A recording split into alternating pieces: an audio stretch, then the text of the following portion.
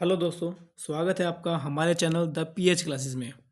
साथियों, आज इस वीडियो में हम केवीएस और एनवीएस के एग्ज़ाम में जो जीके का पोर्शन आएगा उससे संबंधित क्वेश्चंस को डिस्कस करेंगे। और साथियों, ये जो क्वेश्चंस हैं वो आपके केवीएस एनवीएस के साथ साथ ही डी ट्रिपल एस बी का जो टीयर 1 एग्ज़ाम है उसमें भी काम आएंगे।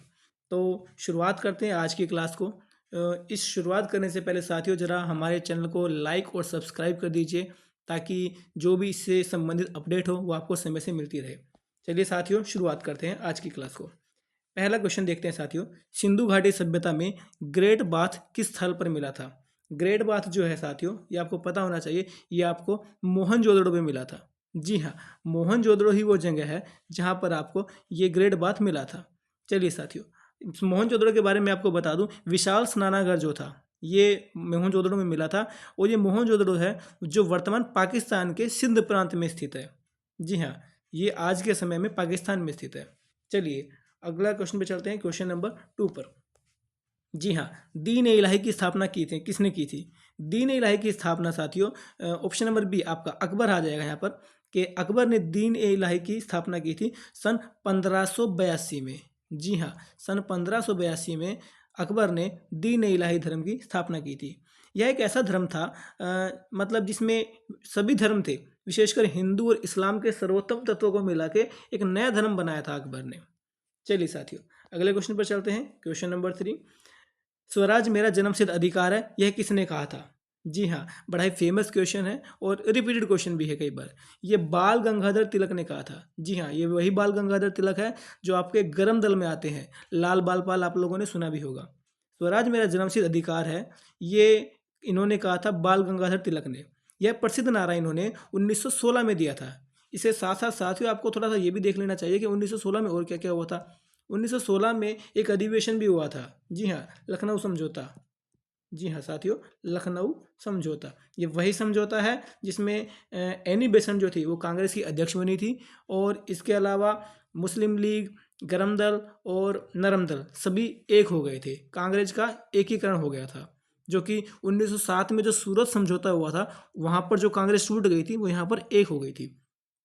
तो साथियों, क्वेश्चंस को ऐसा पढ़ा कीजिए कि उससे संबंधित आपको कुछ एक बातें भी याद रहनी चाहिए। चलिए क्वेश्चन नंबर 4 पर चलते हैं। क्वेश्चन नंबर 4 पर, भारत में सबसे लंबी नदी कौन सी है? जी हाँ, भारत में सबसे लंबी जो नदी है, which is the longest river in India? सबसे लंबी नदी गंगा। जी हाँ, इसकी लंबाई दोस्तों 2525 किलोमीटर है।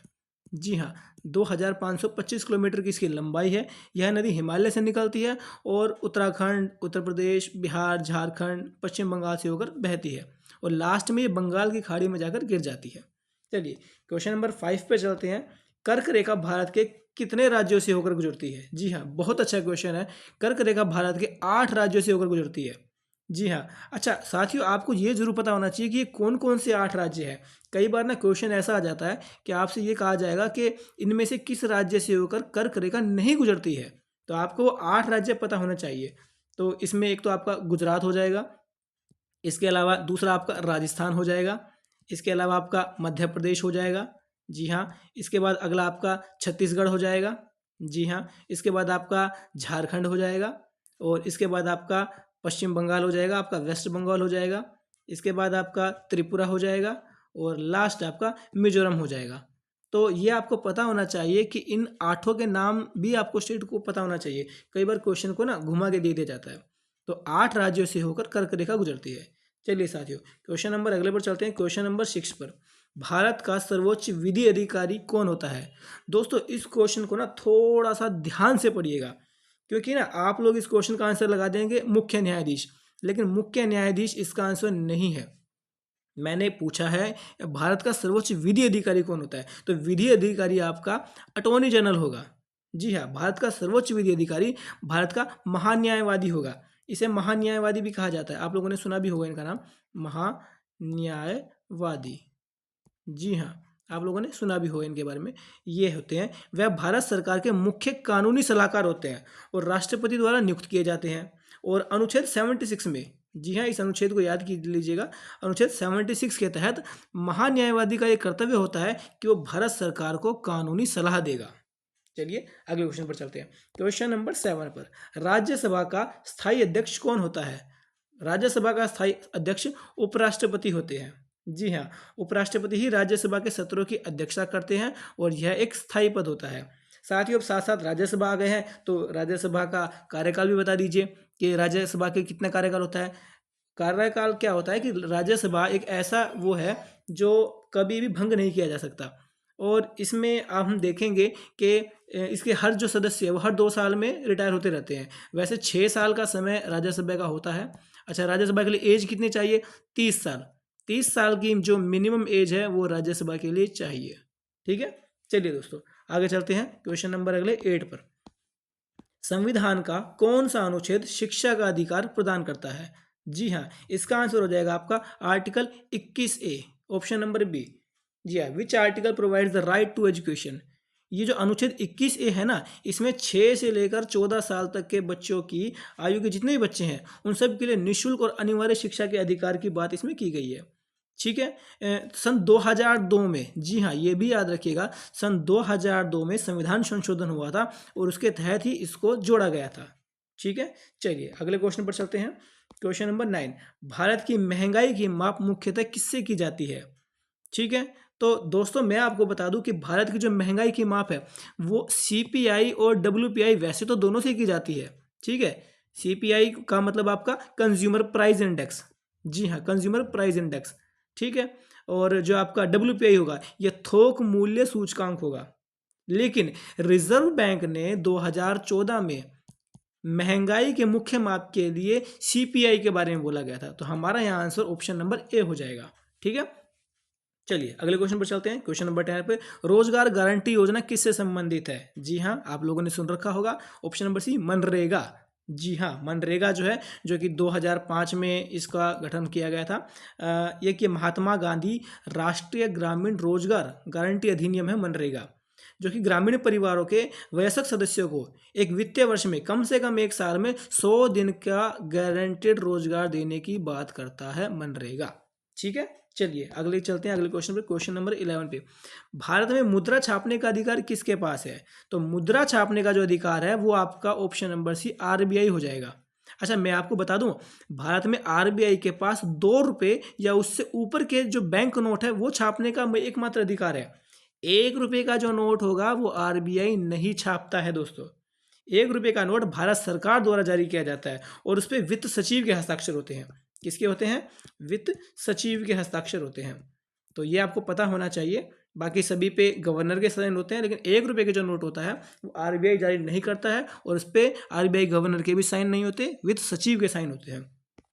चलिए आगे चलते हैं। क्वेश्चन नंबर 12, हाल ही में भारत ने किस देश के साथ चंद्रयान सहयोग समझौते पर काम तेज किया था?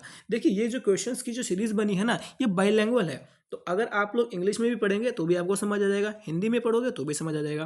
तो जो बच्चे इंग्लिश में पढ़ना चाहते हैं वो इंग्लिश में पढ़ सकते हैं, इसलिए मैंने बाइलैंग्वेज बनाया है। तो किस देश के चंद्रयान सहयोग के समझौते पर काम तेज किया है? तो साथियों जापान। जी हाँ, जापान ने, भारत ने हाल ही में जापान के साथ चंद्रयान सहयोग समझौते पे काम तेज शुरू कर दिया है। ठीक है, चलिए आगे चलते हैं। क्वेश्चन नंबर 13 पे, 2025 का गणतंत्र दिवस मुख्य अतिथि कौन थे? जी हाँ, तो मैं आपको बता दूं, इसका ऑप्शन नंबर डी हो जाएगा, प्रबोवो सुबियांतो। जी हाँ, ये प्रबोवो सुबियांतो जो है, अच्छा ये है कौन? ये इंडोनेशिया, याद रखिएगा दोस्तों, इंडोनेशिया के हैं ये, इंडोनेशिया। जी हाँ, ये इंडोनेशिया के राष्ट्रपति हैं प्रबोवो सुबियांते। ठीक है, ये इस बार जो थे 2025 के गणतंत्र दिवस के मुख्य अतिथि थे। चलिए आगे चलते हैं। क्वेश्चन नंबर 14 पे, हाल ही में भारत ने कौन सा मिशन 2047 लक्ष्य घोषित किया है? तो इसका ऑप्शन हो जाएगा विकसित भारत 2047। ये तो आपको जगह जगह आप लोगों ने सुना भी होगा कि भारत जो है वो विकसित भारत के लिए कोशिश कर रहा है। दिल्ली में भी जो भी डेवलपमेंट प्रोग्राम किए जा रहे हैं वो 2047 को देखते हुए ही किए जा रहे हैं कि हम 2047 में विकसित राष्ट्र बन जाएंगे और एक महाशक्ति बन जाएंगे। चलिए आगे चलते हैं। क्वेश्चन नंबर 15 पे, पानी का pH कितना होता है? जी हाँ, बिल्कुल आसान सा क्वेश्चन है, पानी का pH 7 होता है। बिल्कुल, 7 से कम जो होगा वो एसिड पे चला जाएगा, 7 से ज़्यादा जो होगा वो बेस पे चला जाएगा। पानी का pH 7 होता है, तो इसका आपका क्वेश्चन नंबर बी हो जाएगा। चलिए क्वेश्चन नंबर 18, हीमोग्लोबिन में कौन सा धातु तत्व पाया जाता है? Which metal is present in haemoglobin? Haemoglobin का कलर लाल होता है, याद रखिएगा क्यों होता है, किसकी वजह से होता है। तो कई कारण हैं, लेकिन इस क्वेश्चन का जो आपका उत्तर मिलेगा वो आपका आयरन होगा। जी हाँ, आयरन, लोहा। लोहा जो है, हीमोग्लोबिन में लोहा आयरन जो है वो धातु तत्व पाया जाता है। यह लाल रक्त कोशिकाओं में मौजूद एक प्रोटीन है जो फेफड़ों से ऑक्सीजन को शरीर के बाकी हिस्सों तक पहुंचाने का काम करता है। चलिए आगे चलते हैं क्वेश्चन नंबर 7 पर। इंसुलिन, जी हाँ, इंसुलिन के बारे में, insulin is secreted in by which gland? किस ग्लैंड से निकलता है? तो ये आपको पता होना चाहिए कि इस क्वेश्चन का जो आंसर है वो आपका ऑप्शन नंबर सी हो जाएगा, अग्नाशय, पैंक्रियास। पैंक्रियास से निकलता है। चलिए आगे चलते हैं क्वेश्चन नंबर 18। रक्त का तरल भाग क्या कहलाता है? जो ब्लड होता है, what is the liquid part of blood called? तो इसमें प्लाज्मा, जी हाँ, ऑप्शन नंबर ए प्लाज्मा हो जाएगा। रक्त का जो लिक्विड पार्ट होता है वो प्लाज्मा होता है, और खून का ये सबसे बड़ा जो है वो घटक होता है, और खून में ना इसकी कुल मात्रा 55% होती है। तो आपको पता होना चाहिए इसकी जो मात्रा है वो 55% के आसपास की होती है। ठीक है, चलिए अगले क्वेश्चन पर चलते हैं, क्वेश्चन नंबर 19 पे। प्रकाश वर्ष किसकी इकाई है? आप लोगों ने सुना भी होगा प्रकाश वर्ष, जब भी हम सूर्य की, पृथ्वी से सूर्य की दूरी की बात करते हैं तो दूरी के लिए, जी हाँ, दूरी के लिए प्रकाश वर्ष का इस्तेमाल किया जाता है, डिस्टेंस के लिए। ठीक है, इस सीरीज का लास्ट क्वेश्चन साथियों, क्वेश्चन नंबर 20। ध्वनि किस माध्यम में सबसे तेज चलती है? Sound travels faster in which medium? तो साउंड जो होता है वो ठोस माध्यम में, जी हाँ, ऑप्शन नंबर सी जो है आपका सॉलिड में। ध्वनि हमेशा ठोस माध्यम में, सॉलिड माध्यम में सबसे तेज चलती है। क्यों? क्योंकि ठोस में जो एटम होते हैं ना वो एक दूसरे के बहुत ही करीब होते हैं, जिससे जो भी ध्वनि की जो तरंगे होती है ना वो तेजी से फैलती रहती है।